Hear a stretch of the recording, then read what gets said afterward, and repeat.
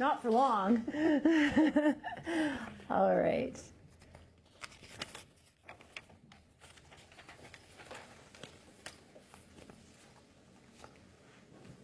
Hello, everybody. My name is Aphrodite Salas. I am a journalist and a professor here at Concordia University. And it is my pleasure to also moderate many of these workshops on social science research. The WSSR program is an innovative and cutting-edge learning initiative here at Concordia that is designed to give participants privileged access to high-profile individuals, an opportunity to develop new insights and a competitive advantage, to advance their decision-making and problem-solving capacities, and to help them build important networks. To the extent that viability matters, this program so far has been immensely successful, as evidenced in part by the fact that the WSSR have been in existence now for 12 years. And in fact, it's illustrative to mention that the WSSR started in 2008 with only one workshop, and today, 12 years later, the program offers an average of 50 to 60 workshops and other events such as this one every year. Moreover, the credit component of the program now offers more than 10 different full credit courses to choose from. So over the last year, the main theme of the WSSR has been to project forward to the federal election that we just had last month and to deliberate on a variety of different topics that were likely very relevant in some way in people's voting considerations. The response has been nothing short of amazing. In total, over the last year, over 450 students and participants of various types have participated in over 90 different workshops and public events and engaged in meaningful ways with our extensive roster of speakers, including former premiers, party leaders, senators, top-level public servants, outspoken pundits, media, and leaders in cutting-edge and influential research. So much has been discussed and learned along the way, and it's only fitting that we bring this very rewarding series to a close with two of Canada's most recognizable public figures. Tonight, we are extremely fortunate to have the Honorable Jane Philpott and the Honorable Jody Wilson-Raybould here to cap off our very special theme year. Thank you so much for being with us. The Honorable Jody Wilson-Raybould was elected for the first time in 2015 as the Member of Parliament for the new constituency of Vancouver-Granville. During her first term in Parliament, she was appointed Minister of Justice and Attorney General of Canada, making her the first Indigenous woman or man to serve in this portfolio. She also served briefly as Minister of Veterans Affairs of Canada, and in 2019, the most recent election, Ms. Wilson-Raybould was re-elected in her riding, this time as this Parliament's only independent member. The Honourable Jane Philpott is also a prominent Canadian politician and a medical doctor. She was first elected as Member of Parliament for Markham-Stouffville in October of 2015, and she served in numerous cabinet positions, playing a lead role in policies that have shaped Canada. During her tenure, she served as Minister of Health, Minister of Indigenous Services, President of the Treasury Board, and Minister of Digital Government. On behalf of Concordia University, the Faculty of Arts and Science, and the WSSR, I would like to welcome our very special guests here tonight and say that I, for one, am very excited to engage with you both and hear your insights on the state of democracy here in Canada and the future of our political process and systems. We have lots of topics to explore tonight, and we also have question cards that were made available to the audience so that they too could submit questions to our guests. So without further delay, let's get going. Excellent. Yes. Thank you. First question, we just had an election. I'd like to ask you both what you feel the state of democracy is in this country. Lots of people have different opinions on that right now. Well, I guess I can start. First of all, thank you for having us here. It's a pleasure to be at Concordia University and to have some discussions about the state of our democracy. And somebody asked me on the way in, how am I feeling about the election? And my answer was I've had a significant amount of time since the election to reflect. And that's been really important for me to reflect on how the election went and I guess essentially the state of our democracy. I have to say that I am incredibly proud to live in what I think is the greatest country in the world. And I think that given the state of politics throughout the world, we need only look south of the border to see the controversy, the uprisings, even further beyond that, to appreciate what we have here in Canada. But we need to be constantly vigilant about our democracy. And if I've learned anything, we need to ensure that we operate and function based on values and principles, that we ensure that we uphold the rule of law and understand the nature of our institutions, the fundamental importance of the independence of our institutions. And I think this election has given us a lot to reflect on. It was, without a doubt, in my mind, a very divisive election, a very polarizing one. And now we have conversations about Western alienation or Wexit, and there's challenges in the province that we're in right now and right across the country. But we need to remember that we live in a cooperative federation and relationships are hard and that we have to work on them. So coming out after my 1 month plus reflection on the election, we've got a lot of work to do. And as a country, we need to do that work together, be more cooperative and collaborative, and I know we'll get into this more. We need to be less partisan and recognize the only way we're going to solve these issues and maintain the very fundamental nature of our democracy is if we take our partisan hats off and realize that there's something stronger that holds us together, and that's the values and the principles that have formed the democracy that we live in here in Canada. That's a really interesting point, this idea of stepping away from partisanship, and I think that's a really important lesson to look at, particularly after this election. Jane, what about you? Well, I would simply add, first of all, a thank you to you and to Concordia University and the WSSR for hosting us here. It's lovely to see so many people out, and I really look forward to hearing questions from the audience. It's a great opportunity to get to know what you're all thinking about. My comments will be very similar to Jody's in the sense that I think when you question what the state of democracy is, you have to set it in a global context. So we sometimes despair and get a little bit discouraged about the state of our democracy in Canada, but you can look on any continent on the planet and realize that actually we have a lot to be thankful for. And that's, I guess, why we need to be so vigilant in protecting a democracy that has historically been strong.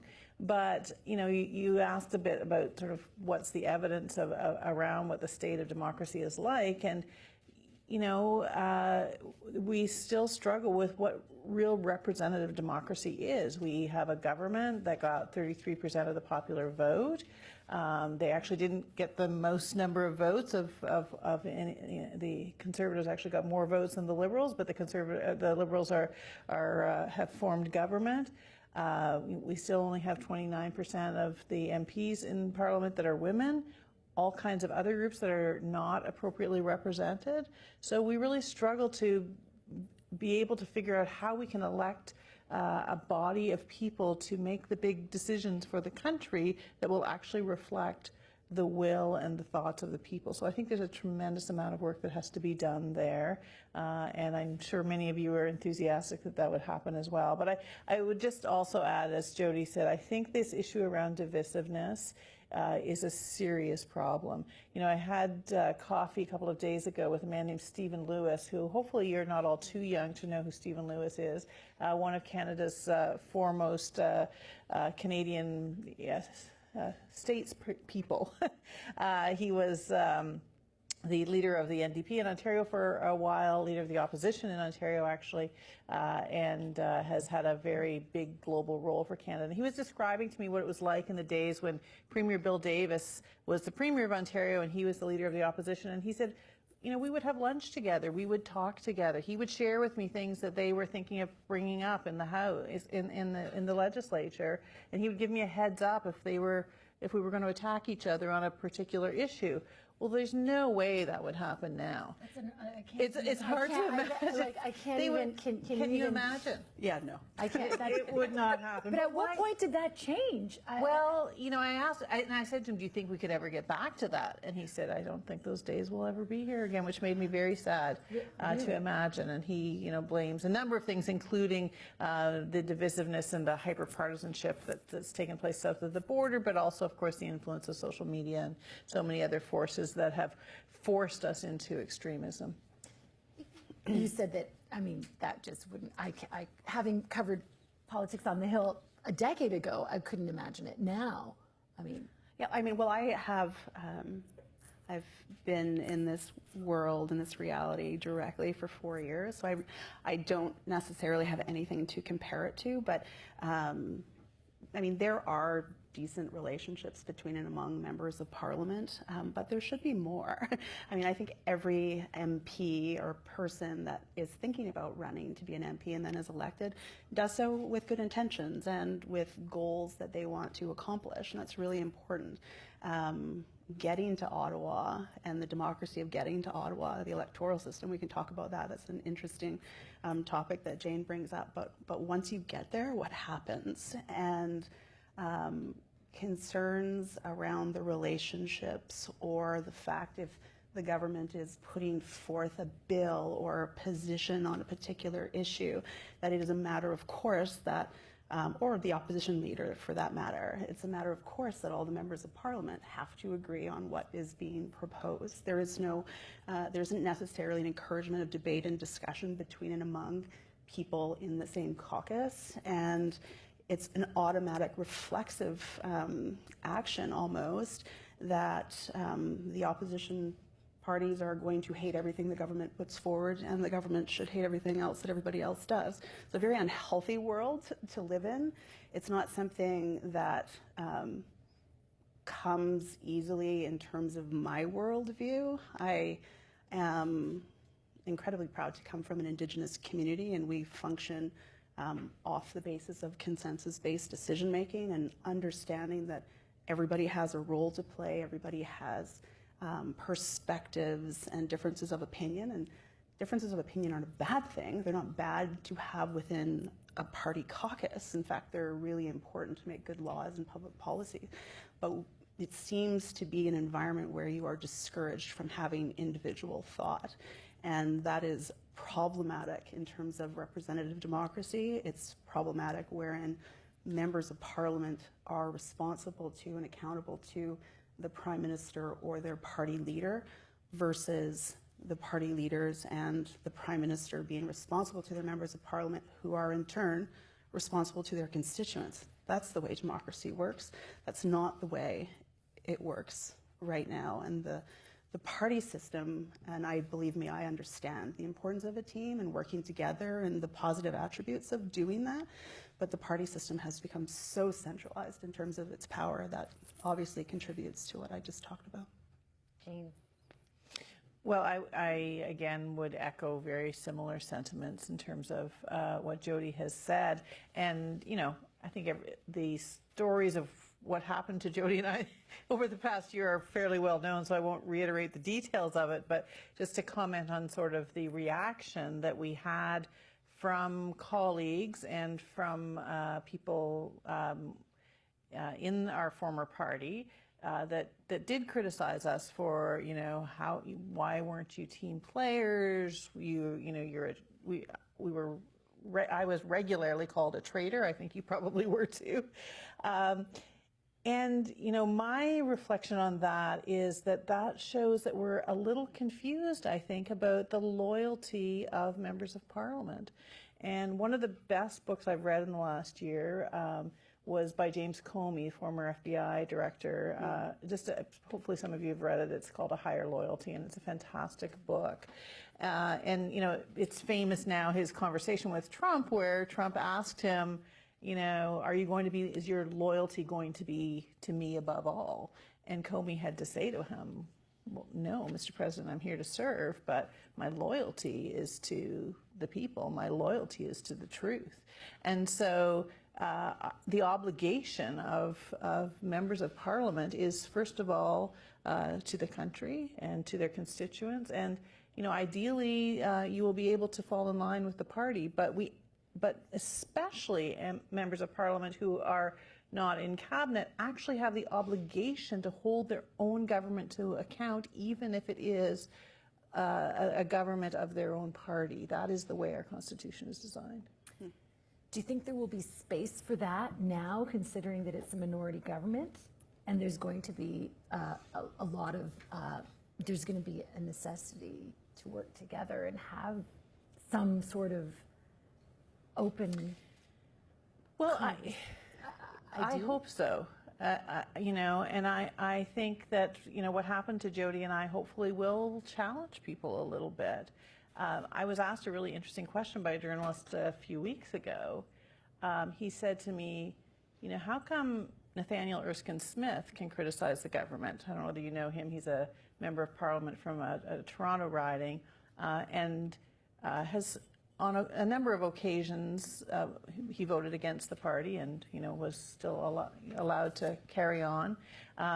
Famously in this province, Stephen Guilbeault, as you know, came out very openly to be against Trans Mountain pipeline expansion and was obviously celebrated as a fantastic candidate and was successfully elected and will make great contributions.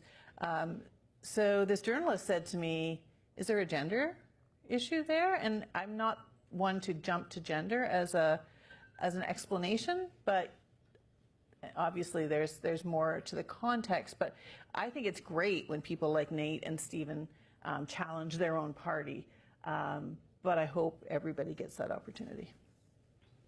Well, I agree with Jane. I mean, that goes without saying for most things. I mean, in terms of, yeah, I agree. People need to speak out more. I think that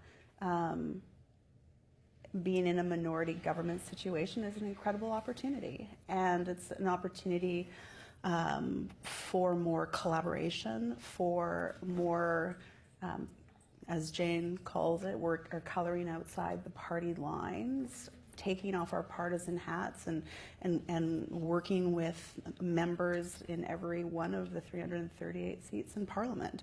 That's incredibly important, and we know, and you probably know better than us, all of the significant achievements that have come from a minority government situation where people have to rely on others to pass laws. And I hope, I'm always hopeful, that the government will not just work with the bare minimum of the parties to get the number of votes they need to pass their laws, but we'll see the opportunity that comes on the biggest issue that we have to deal with, for example, climate change. We have to work with all members of Parliament in achieving more ambitious targets and doing our duty by future generations. So I hope that the Prime Minister and his government, and for that matter all members of Parliament, see it as an opportunity, not as, oh gosh, necessity, I have to go talk to this other person because I need, 18 votes to pass a law. So hopefully that comes with climate change, healthcare, pharmacare. I mean, I would love to see some democratic reform in terms of how we make decisions as parliamentarians, and not that I think it is possible, sadly, but I'm still going to push for it, as I know all the constituents, many of the constituents in my riding are, and many across the country, for electoral reform, which I think is fundamentally important for making every vote count. That was a promise that didn't happen, of course. Yeah. Jane, you brought something up about gender, and in driving to this event tonight from the other campus, you know, I had the questions, you know, that the WSSR people put together. And then I thought to myself, hang on a second, I'm curious. A lot has been made of your friendship and your loyalty to each other just over the past year plus. But at what point did you know, okay, she's got my back? Sitting around that cabinet table, or even in 2015 when you first met, right? Was there a moment where you felt, okay, actually, I think this is going to be a good working relationship?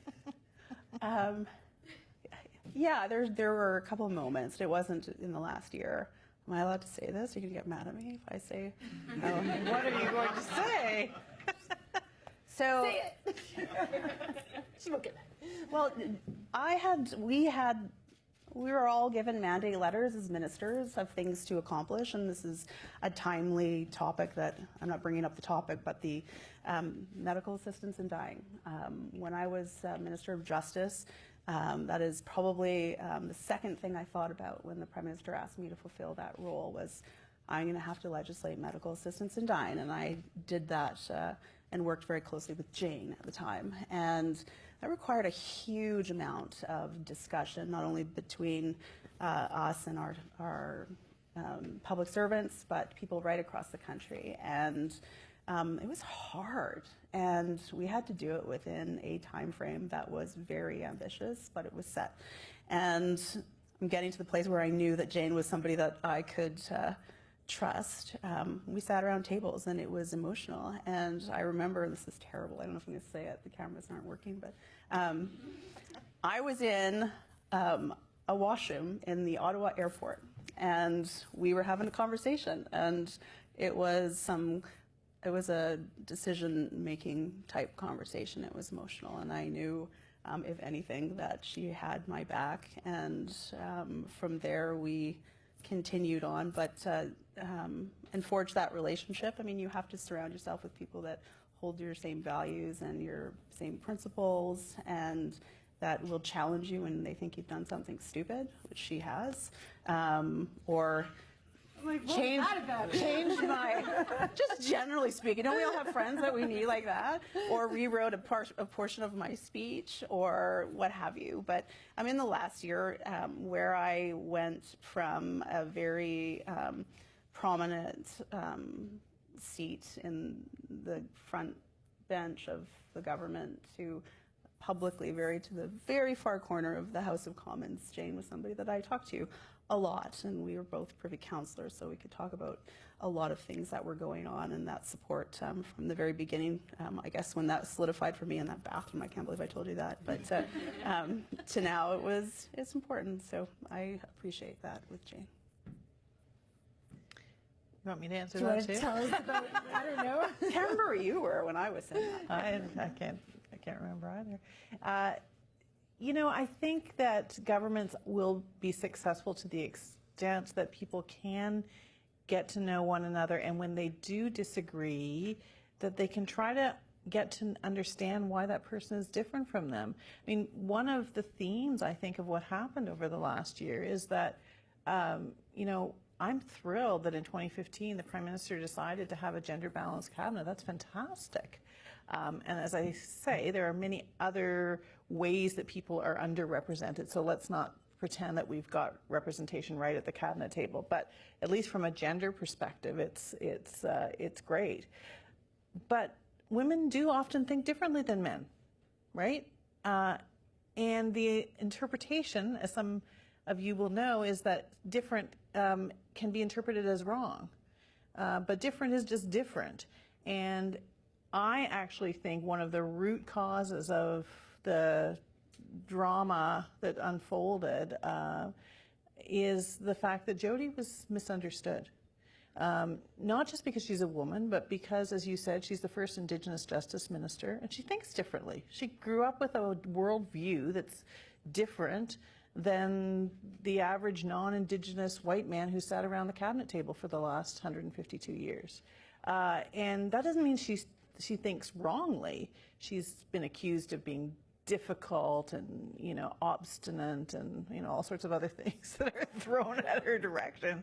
But, one thing that I, if I may say so, I think one of the skills that I brought to my role as a politician was honed in my life as a family doctor. And probably the most important thing a family doctor can do is learn to listen and to try to understand things from the perspective of the patient. That's I spent 35 years of my life trying to kind of understand somebody that was coming to me that might not think the same way as me, but was trying to describe their scenario.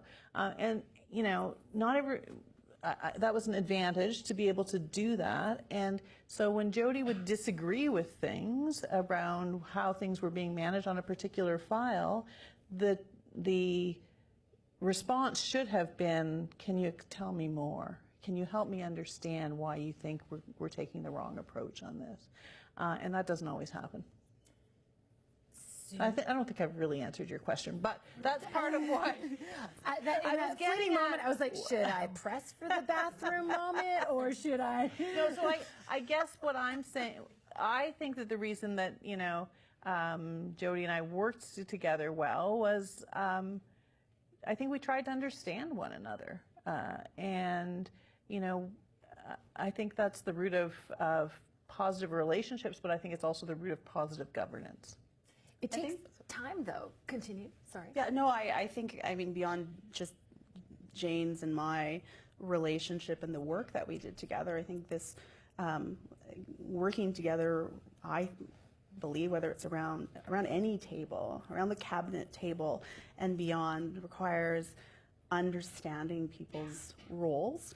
And there's always going to be a leader, but understanding the nature of the leadership role that that person is going to take on. With respect to ministers, certain ministers have statutory responsibility, and they have to do certain things in particular ways. When I was Minister of Justice and Attorney General, those are two separate roles. And those two separate roles need to be understood. And perhaps some people didn't understand what those roles were. But the person that holds that statutory authority certainly has to. So that's one thing. And the nature of the influence or the concerns or pressure that one puts on a minister with that authority needs to be understood.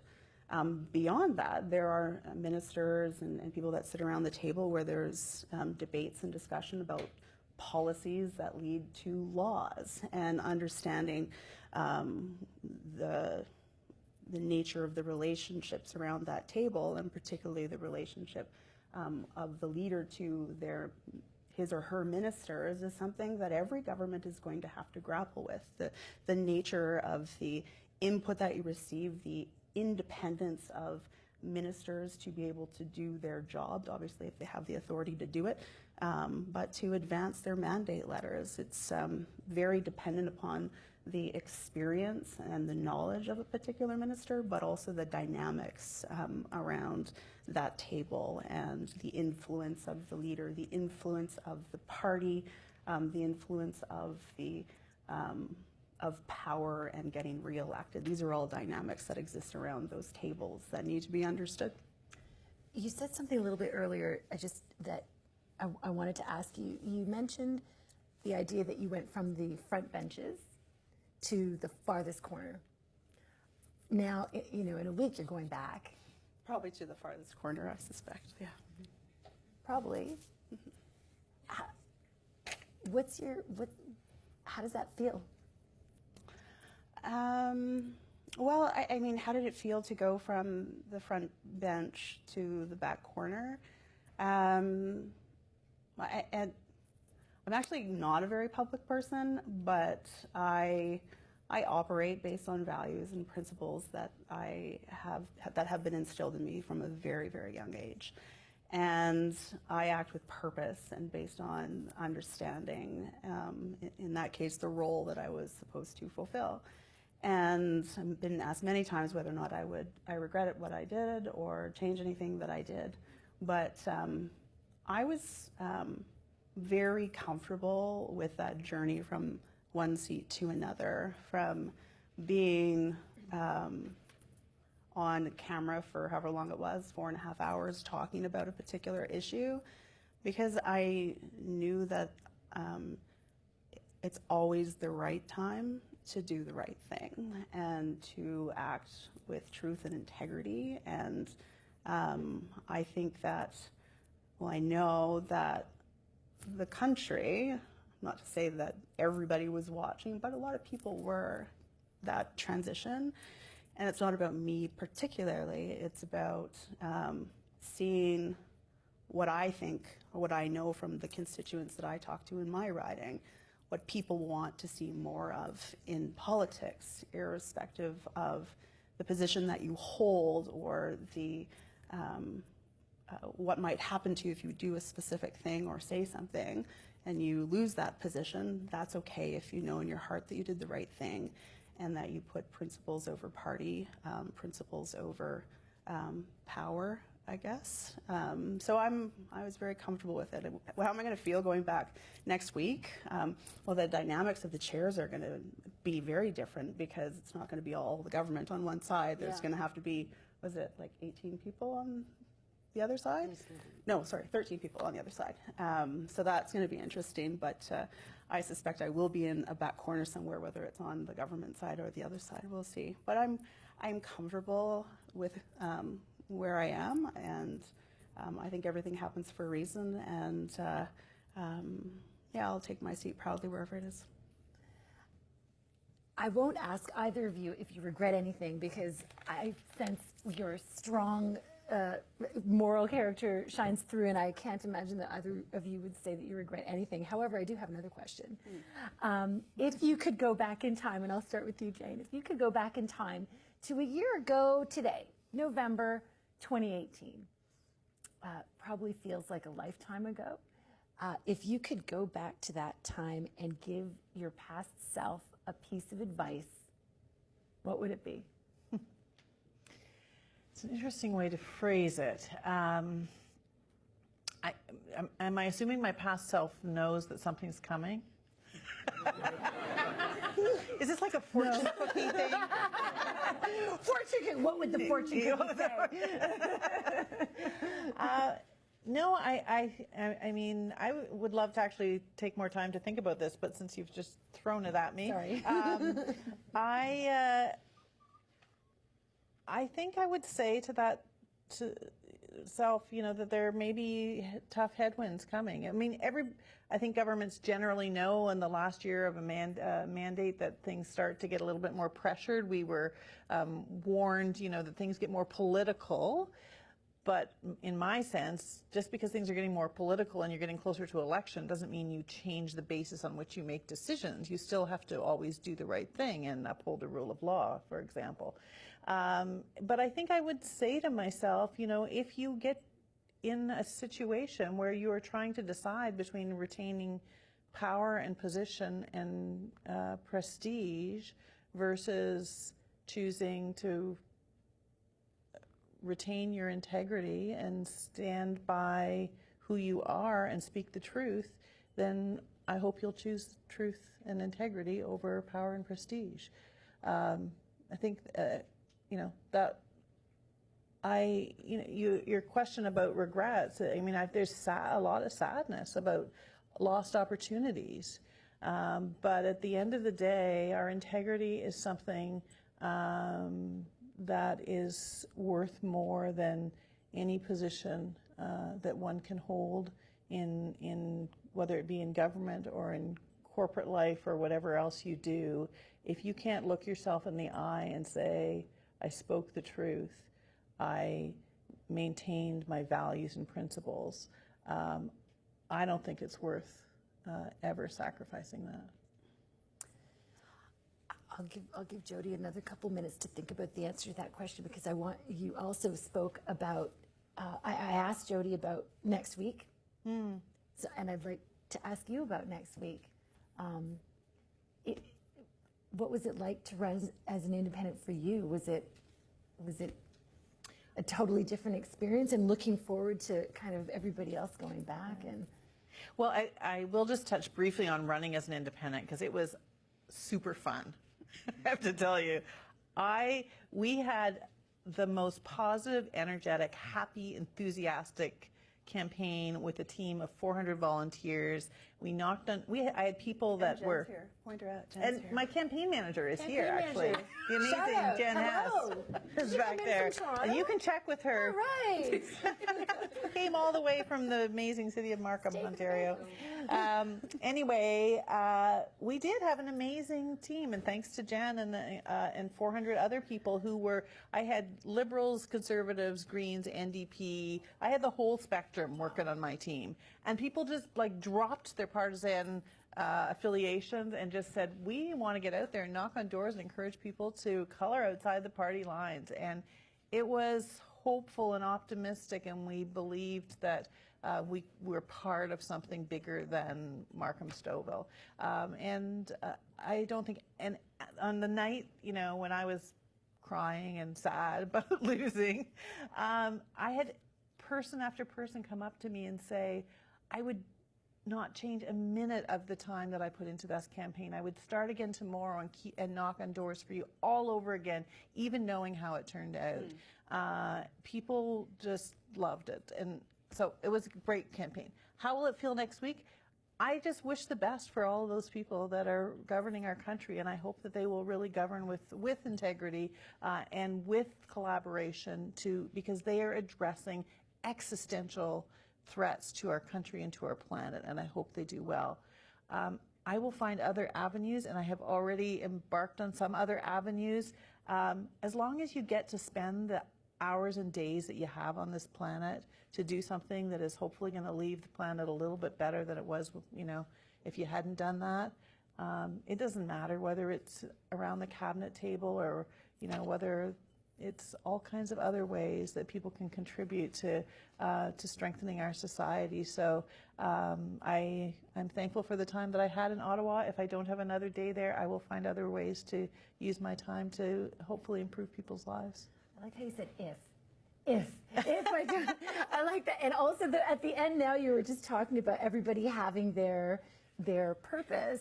It actually brought me back to what Jody was saying about everybody around the table having their, you know, their contribution that's important, right? That everybody is coming from a different place, and that's to be respected and listened to and revered, right? Absolutely. The piece of advice. Now I'm going to switch back to Jody. Your advice to yourself. Your advice to yourself. Last November, because last November would have been very stressful for you, if I recall.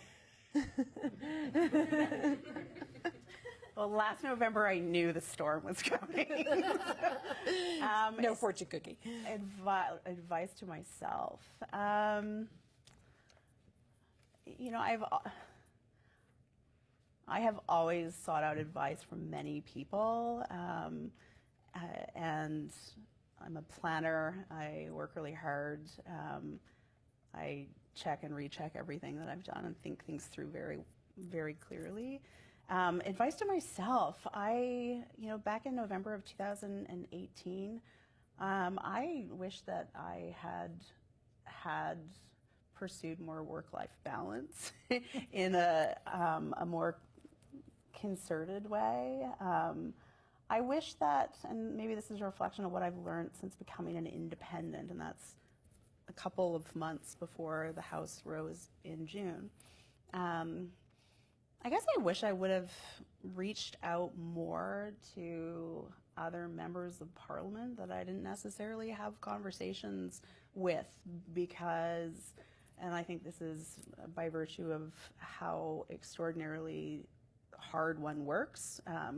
Everybody works hard, in particular roles that you play, and trying to accomplish and achieve what you've been asked to do. So we're very laser focused on getting things done. I guess I would have advised myself to, make sure that you build relationships with other people that are in the House of Commons. I did that to a certain degree, but I could have done that more. The benefit that I've seen, and up to when the House rose and through the summer, through the election, Man, I've had so many amazing and interesting conversations with members of the Conservative Party, the NDP, Greens, right across the board. And back to what I said, people are there for reasons and particular purposes, and it has given me a more well-rounded understanding of the importance of having those different perspectives. Not that I could have gone to them and told and asked people for advice on some of the things that I was going through, but it does give you perspective to have diversity of opinions out there. That's really interesting. Wow. How are we doing for time? Yeah, we're good? Okay, good. All right, excellent. Okay, because I was like, no, I was worried because I was like, hang on. I said, no, are you kidding me? There's okay, I wanted to talk about I asked you about next week. Look at you laughing. You're like, next week. But actually, you've got some really exciting work coming up in Northwestern Ontario as a special health advisor for NAN. And I want to know a little bit more about that. And what you hope to achieve.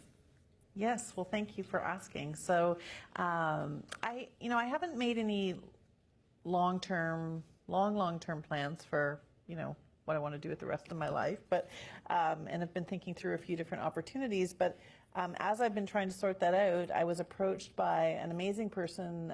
His name is Grand Chief Alvin Fiddler. He is the Grand Chief of Nishnawbe Aski Nation, which is an organization that represents 49 First Nations in Treaty 5 and Treaty 9. It's actually most of Northern Ontario. Are there any Ontarians here? A few? Okay. So you know that big chunk of Ontario? It's actually the size of France, that whole bunch. Everybody lives down in this little offshoot, and then there's this big landmass. And that the Nishnawbe Aski Nation, it represents 49 First Nations that are in that area. And they have been doing some incredible work on a number of issues around the stuff that Jody's been fighting for, which is essentially exercising the rights, both the treaty and the inherent rights of Indigenous peoples, some of the most important of which are rights around self-determination. And they've done some really great work on self-determination in terms of health systems. And the health systems that are colonial in their structures, where there's a whole messed up jurisdiction between federal government having jurisdiction over health on reserve, and as soon as people cross the provincial or cross the reserve boundary, suddenly their health care is supposed to be provided by the province, and it has not worked for Indigenous peoples anywhere in the country. It's one of the reasons why the health outcomes of Indigenous peoples are far worse on any number of outcome measures, that whether it be life expectancy or rates of diabetes or mental wellness or whatever. Anyway, they have, under the leadership of a guy named Ovid Mercredi, who is a former national chief of the Assembly of First Nations, been trying to rebuild kind of from the grassroots a health system by First Nations for First Nations. A little bit like what the BC First Nations have done, but it will not be exactly the same because it's different nations, and they need a made in NAN. NAN is the short form for Nishnawbe Aski Nation. They need a made in NAN solution, and so Ovid and his team have been going out to the community and asking people, what that healthcare system should look like. So about 2 days after the election, I got a text from Alvin Fiddler saying, "Can we meet for coffee?" I thought he was just being friendly and trying to soothe my sorrows.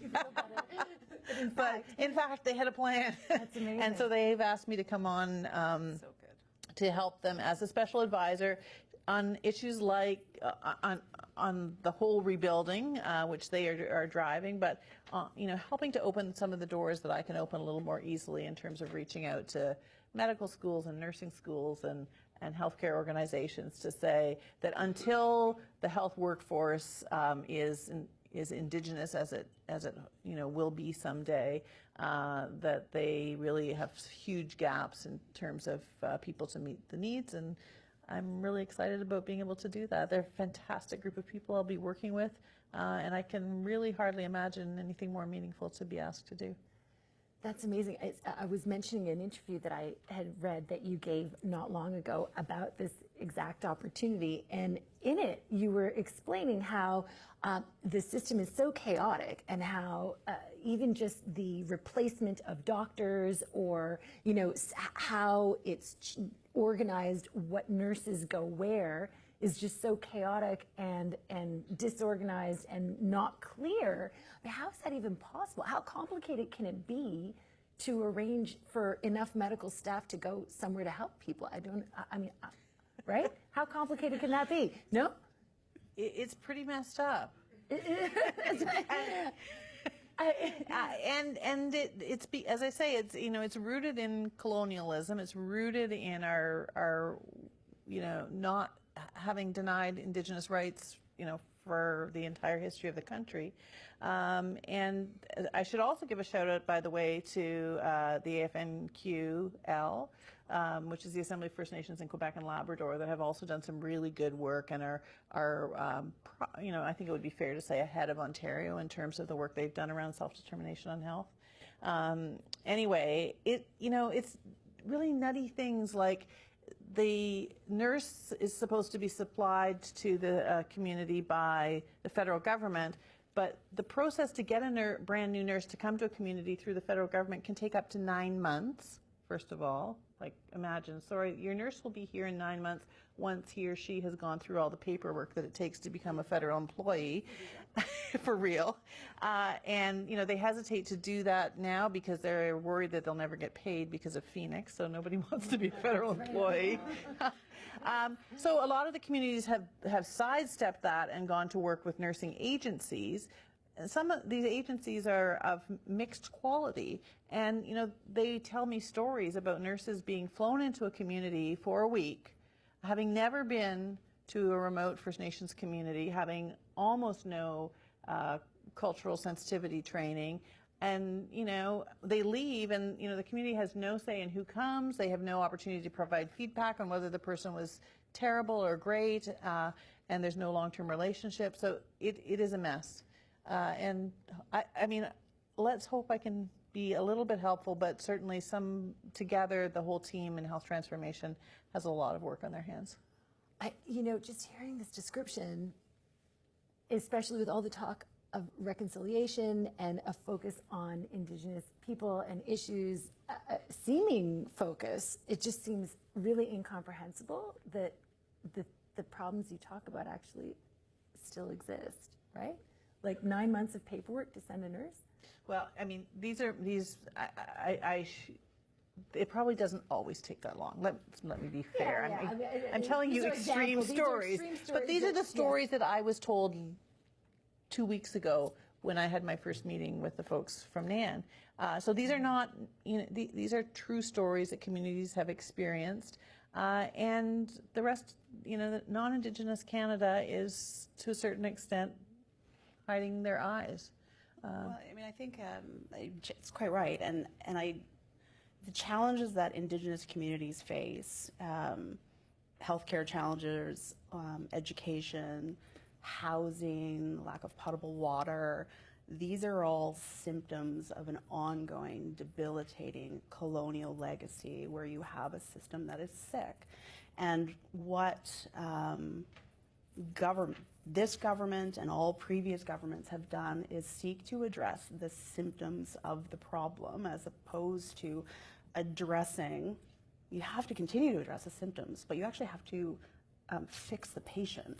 And I applaud Indigenous peoples, Ovid Mercredi, Grand Chief, NAN, for what they're doing in trying to take back some control over how they govern themselves. In the case of health, it's not drawing down jurisdiction. It is taking over the administration of healthcare program, service, and delivery, and that's incredibly important. Likewise, there are about 26 self-governing nations in this country. For First Nations, the rest are controlled every day, every decision, how they elect their leaders, who their citizens are, what they do on X, Y, and Z issue by a colonial piece of legislation called the Indian Act.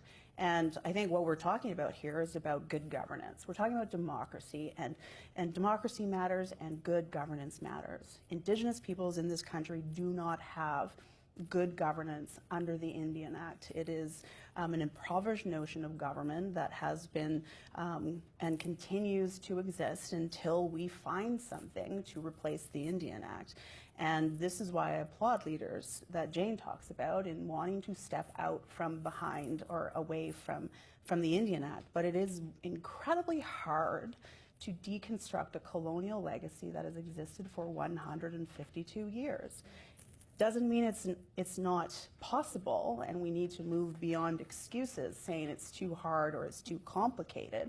That's what every government has done federally and fallen back into the place where they're managing the problem, managing the symptoms as opposed to addressing the root causes. And the root causes are what Jane says: a lack of self-determination. Indigenous peoples need to, this is what the United Nations Declaration of the Rights of Indigenous Peoples talks about. Self-determination, including self-government. That's how you create healthy people, healthy citizens, and healthy nations. And it's proven. Doesn't matter what the governance form is, but governance and government matters. You can do it well or you can do it not well. And for most Indigenous peoples across the country, the governance system, if you can even call it that under the Indian Act, is awful. And it's led to the realities that we have today. But that's changing. There is hope and there is optimism and there is success out there.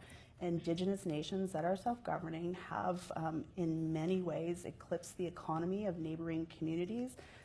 They have less of the debilitating socioeconomic factors that impact Indigenous peoples around the country. And the reality is, if we get to the day-to-day issues that we need to address, Indigenous peoples in this country, one person per capita from all levels of government, are highly discriminated against in terms of the investment from those governments. In the North, I mean, these aren't current stats, but 40 times less money goes into Indigenous communities in the North. That was a statistic from probably about 6 or so years ago.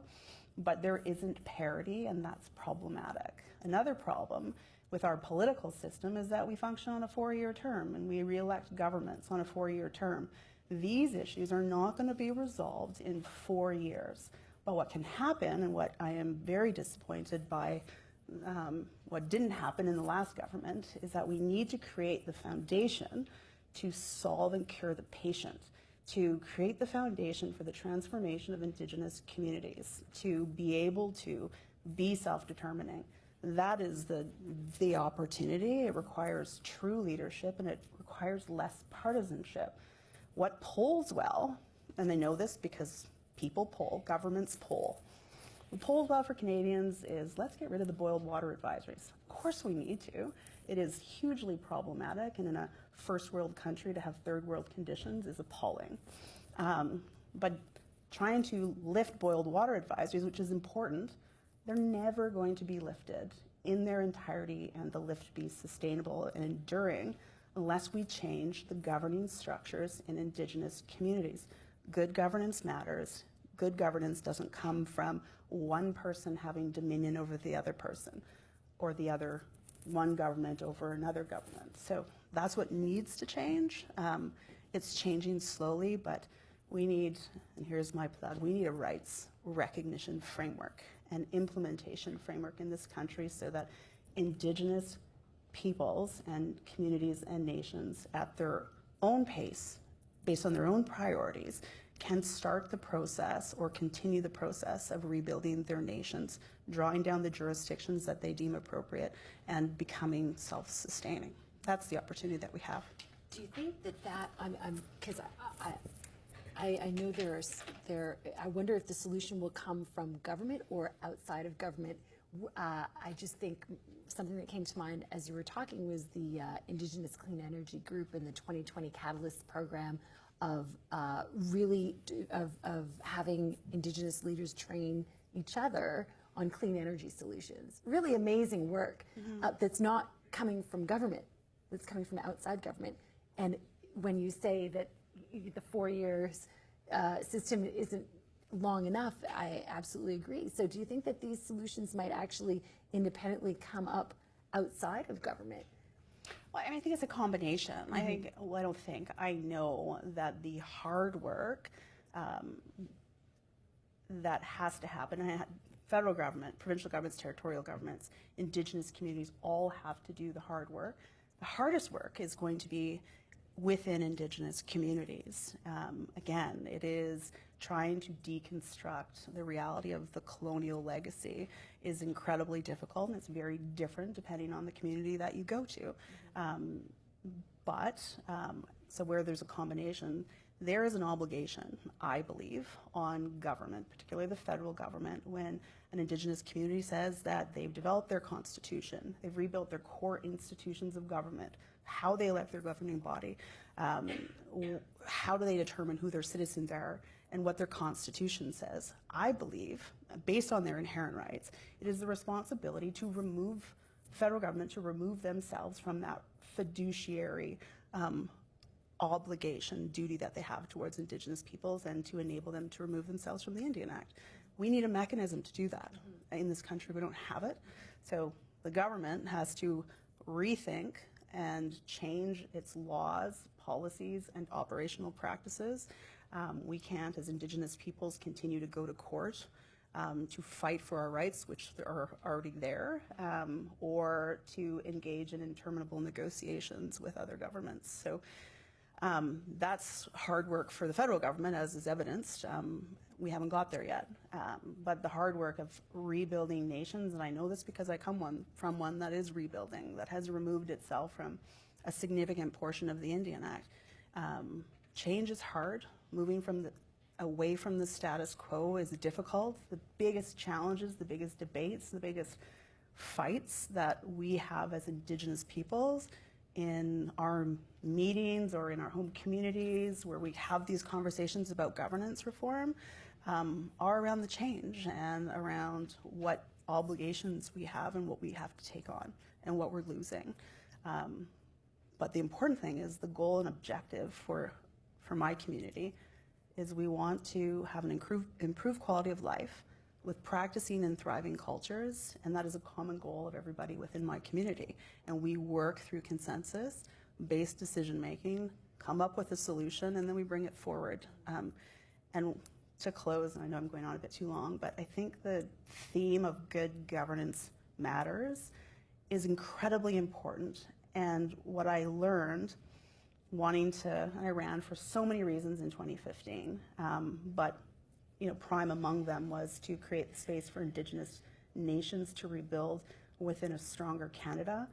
I learned going to Ottawa that the culture of politics, the nature of our parliamentary democracy has a lot to learn from my Indigenous legal traditions, our ways of viewing the world, the collective or the communitarian nature of viewing the world. So good governance matters, and as Indigenous communities rebuild and deconstruct 152 years of a colonial legacy, maybe there will be some lessons learned by us as parliamentarians as we also try to fix a somewhat sick system. I actually want to ask Jane, this minority government, you're saying 4 years, who knows if this is going to last 4 years? Might you throw your hat back into the ring? That's the question. I don't know. As I say, I believe that there are many, many ways for each of us to be able to make a contribution to society. And one of the reasons I ran was because I recognize the amazing opportunity that it is when you are in government to be able to make decisions that will have a huge impact on the population. And I think about, things that I was able to do that I'm so proud of. Some of the decisions we made on drug policy. I got to put a bill through the House, Bill C-37, that facilitated access to supervised consumption sites, and I know for sure that hundreds of lives have been saved by being able to do that, and other decisions that I was able to make. So it's a very powerful tool to be part of a government, but that's not the only way that I can find something useful to do with my time. I think the main reason why I feel like I should not throw away the idea yet of running again is because I don't think I'm a typical politician. Yeah, I'd agree. That's a good thing. And I feel like the more of us that kind of think a bit differently, that get ourselves in those positions, the stronger our country will be. And so it's very tempting not to run again because, as Jody says, it's a toxic work environment. And Let's talk about that a little bit. we will see. I'll get back to you on that answer. Okay. I'll hound you. But but also, how much of an appetite do you think there is for what you're talking about, right? Because we have, both of you ran, one of you got a seat, one of you didn't. The next time around, because for this kind of a change to happen, Canadians need to really open their eyes to thinking that, all right, maybe when I go to the ballot box, maybe it's not for a party, maybe it's for that. I'm just looking at this from an outside perspective. I'm just trying to think. I think that might be the biggest challenge for what you envision, is to get Canadians to step outside of that. It is for sure. And Jan, my campaign manager, will tell you that the most common question we had at the door, and I suspect it's the same as the most common question Jody had at the door, was, well, what's an independent MP going to be able to do for me? And Ian Capstick, who's at the back of the room and probably known to everybody in the room, was one of the people who really fired up my imagination around what happens in other parts of the world. And Ireland is the example that I love to quote, where they have 18 independent members of parliament. A couple of them are cabinet ministers. The woman cabinet minister who introduced the legislation around equal marriage in Ireland was elected as an independent MP. So other countries have obviously been able to fulfill the imagination that independent members can do something effective. And there's this incredible myth around what partisan MPs can actually do for their community. So there's this whole thing, like, we really want to kind of vote for somebody who's going to have access to the government, because then we're going to get goodies back here, in our riding, because you're going to be in there and they're going to throw favors to us. Well, first of all, let's hope that the goodies are handed out according to need and not according to political expediency. Maybe I'm too idealistic, but that should theoretically be the way things are done. But people sort of imagine that those partisan MPs are going to be able to do something more for them than an independent MP. Unfortunately, the reality is that most partisan MPs, except for those who are willing to stick their necks out, as Jody has been known to say, they are mostly towing the party line. They are mostly saying what they're told to say, not saying what they're told not to say, voting how they're told to vote, and very rarely actually, thinking and acting independently. But that's, as you say, maybe it'll just take time for some creative thinking. I'm not sure, but it just seems to me from where I sit that a lot of people have to kind of hear that message and let it sit. But maybe a minority government is running as an independent. I have another question for but I think Ms. Wilson-Raybould. But just on that point, if I could, it was the biggest thing that came up, and around what can an independent do. Well, every person that I spoke with, for the most part, thought that we needed to engage in politics differently, thought that the culture of politics was sick, thought that there was too much centralization of power within political parties and party leaders and the Prime Minister, felt that their voices weren't being heard, felt that their MP or their MLA or MPP wasn't effective. I mean, these are all symptoms of a democracy that needs to be improved. In a minority government situation, gosh, we can change the standing orders about how decisions are made. There's opportunity there, but I always would tell people, just because something is done the way that is done and has been done that way for so long does not mean that it can't change. And when we resign ourselves to the reality of the status quo, then that's all we're going to get. And, to Jane and whether or not she's going to run again, my God, if we lose people like Jane Philpott in public life in this country, we need to look at the culture of politics, how we're voting, why we're voting. Are we voting for a party? Sure. I mean, we can vote for a party that holds the same ideals or ideology or values and principles that we do. But values and principles have to form the foundation of decisions. And I wouldn't leave the decisions that I make blindly to somebody else. And the people in Vancouver Granville, not all of them, but a lot of people said that, I think, sent a message to Ottawa that said independent voices matter. Doesn't have to be an independent MP, but independent voices in each one of those seats would improve our democracy exponentially. Thank you so much for the honesty of those responses. I really appreciate that. I think you've both brought up a couple of other things. Jody, you mentioned work-life balance, and Jane, you also mentioned just the difficult environment. I think one thing that I've noticed as a reporter for many years is just that people tend to, I've heard a lot, people just complaining about politics. Oh, it's an easy life. You're in Ottawa. You have expense account. Wow, it's such a high salary that they're paid. These things, these perceptions. But then, actually, the job is really hard, and you're traveling all the time. You don't often see your family because you're in Ottawa half the time. And I mean, it's difficult. What are the barriers to, I think, getting the quality people to say, all right, hands up, I'm in for this really, really tough life? Because it's not easy. Right? Yeah. Well, I would say we need to throw that on Canadians to a certain extent. I mean, politicians can make a difference, but, for some people, being an MP is the best job they'll ever have in their life in terms of, how much money they'll make and whatever. So that it is true, and obviously, they are well remunerated. But lots of people like me can make 3 or 4 times as much money in other jobs. So you have to be doing it for the right reasons.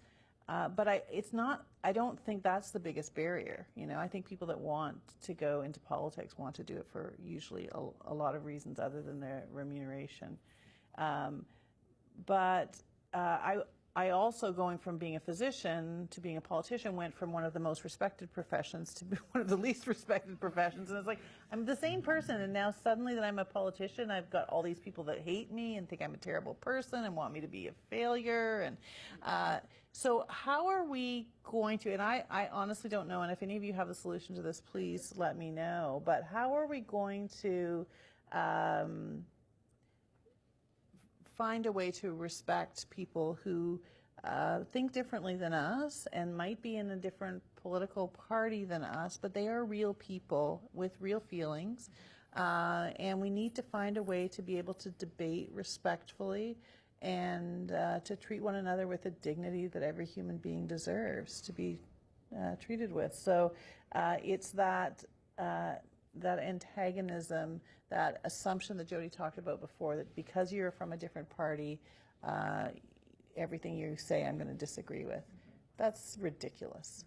Of course, every one of those people is there, or certainly went there because they thought they could make a difference, and we should want them all to succeed because they each represent a community. And if we want our country to be strong, all 338 ridings in this country have to be successful. All of those members of parliament need to be successful in achieving what they think is best for their community. So let's try and find people that are motivated by those reasons and treat them with respect. Because that's what I think kind of makes people scared of running, is all the challenges that surround, and that toxic environment. Like, look at Catherine McKenna and those slurs that were spray painted on her office. The toxicity of public discourse can be a big discouraging very discouraging for people to get into public life. So Absolutely. It can be. So I think the more that we can encourage people to prop up the good, respectfully critique what you disagree with, the more that we, I do not believe it's naive to think that that is possible. So I just wrote an article for Maclean's with a medical colleague of mine, and if you read it, you'll see that I talked about what a great new health minister we have, and I'm not a Liberal anymore, but you know what? Patty Haidu's going to hopefully do a great job. I want her to be successful. And we have to want success for the people that are leading our country, even if they're not part of the party that we belong to. that's a great point. Jody, I have a question from the audience. Rumor has it that you may be running for the speakership of the Commons. Have you contemplated this? Have you received support from other MPs? And what role do you hope to play in Parliament? Rumors. There have been a lot of rumors. Green Party, other rumors? I'm not running for the leadership of the Green Party. I have the utmost respect for Elizabeth May and the Green Party, and will continue to work with them. I said to a reporter that asked me that very question on the way here, I haven't taken my name off. You have to take your name off, otherwise it goes forward for Speaker. But it's the first time I am not going to run for Speaker. Have people ask me to run for Speaker? Yes, people from right around the House of Commons.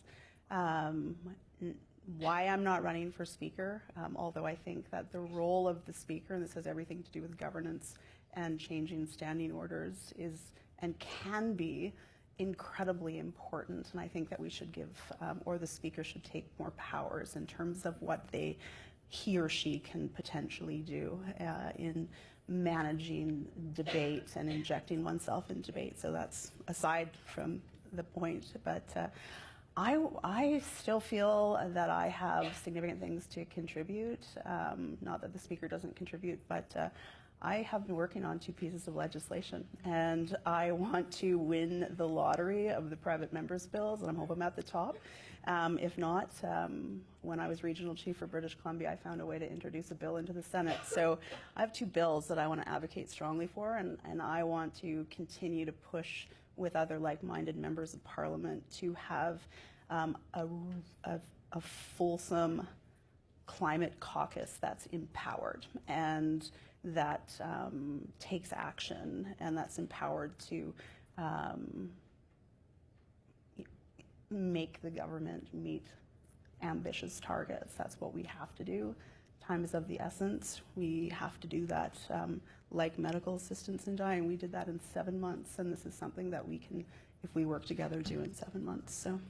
So no Speaker for me. No Speaker.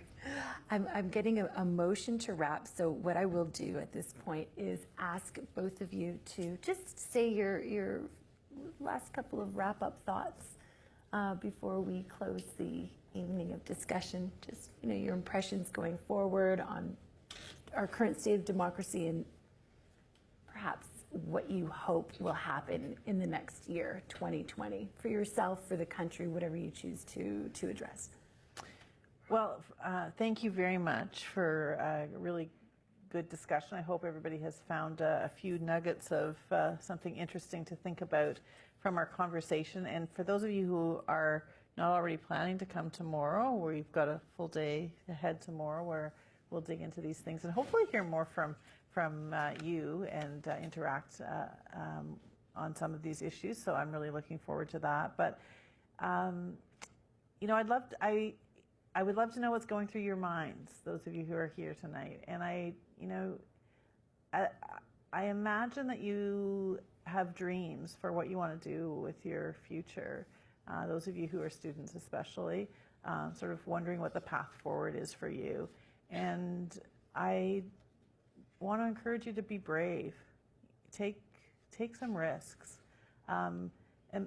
Imagine the future that you want to see for yourself and for your families and for this province and for this country. And imagine yourself being a person that's going to make a change, and maybe many changes that are going to make this place more positive. And you know what?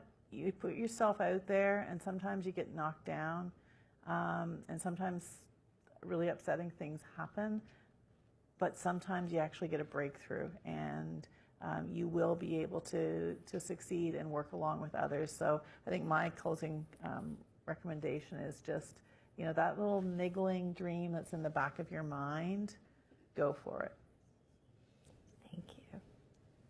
How can I top that? That was fantastic.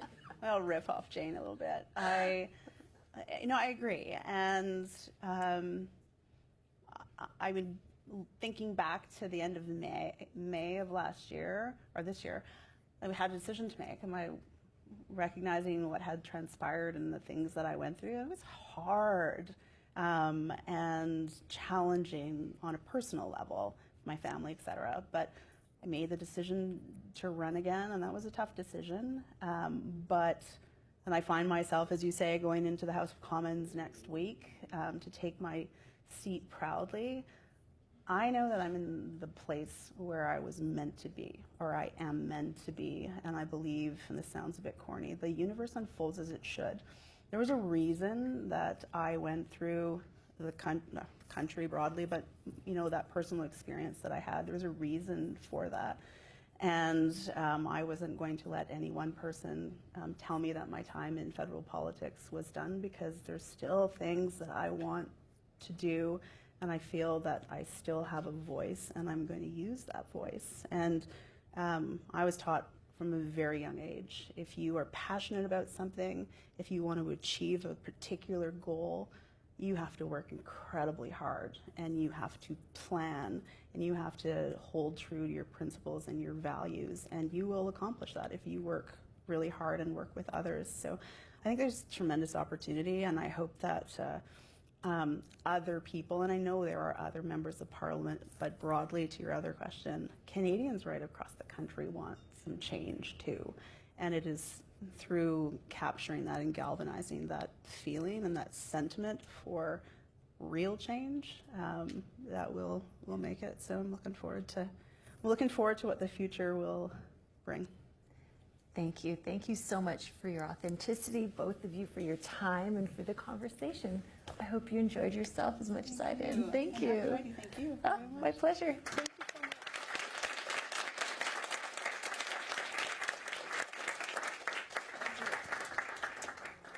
That wraps up our evening. Yes. Okay.